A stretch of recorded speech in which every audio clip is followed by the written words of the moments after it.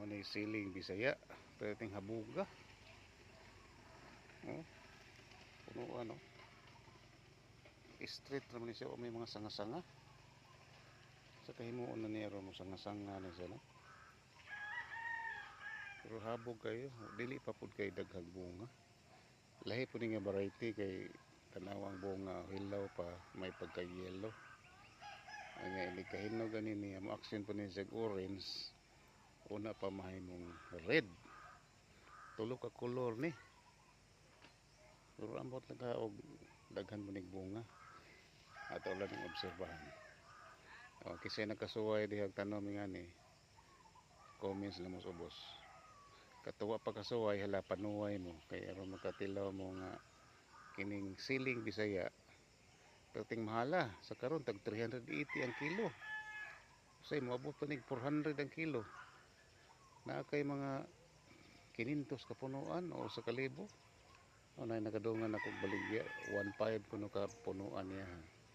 Nakaharvest siya og 30 kilo kapin. 30 kilos sa tag 380. Almost 10,000 ang iyang halin. Pero tinda ko ang kita eh. Kuti si harveston pero okay kay kwarta man. Di ba? Lag kuti. Okay, bye-bye. Gaan pag kay bitbiton. Pila rin 30 kilos. Nga jismini mo halin. Compare na mas patola, opo. O sa kasako.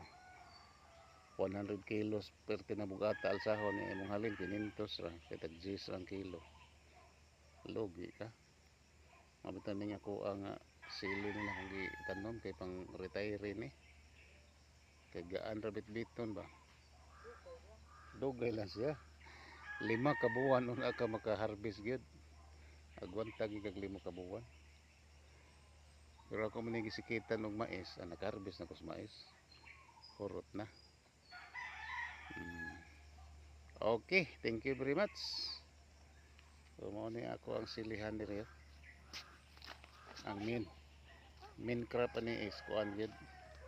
Red Hot F1. Gisingit na to ning mga Bisaya. Adahan sa bunga.